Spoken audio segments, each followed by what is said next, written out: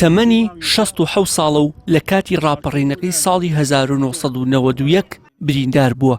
تا ئێستا بەهۆی گرفتەکەیەوە ناتوانێت کار بکات.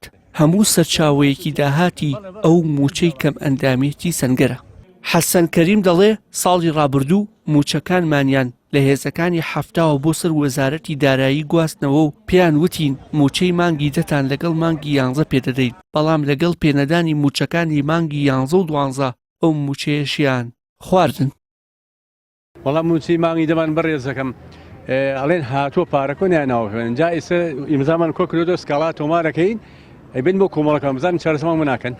وەڵی هەتاک ینی حەدێکی زۆر کاریتەکەن دەبێن زۆر بەمان کەمەندامی لە ساسەین لە جێگا کەوتوین و زۆرەوەشمان کرێچین لەبەر ئەوە زۆر تەئسیری تێکردوین. کەمەندامان واژوویان کۆ کردوتەوە بۆ ئەوەی سکاڵا لە بەغدا دژی حکوومەتی ماوە بە سەرچووی هەرێمی کوردستان تۆمار بکەن، چونکە جیاواز لە دەیان موچەی کۆی گشتی موچەخۆران کە پێشتر نەدراوە لەو مانگەدا تەنیا موچەی ئەمان نەدراوە.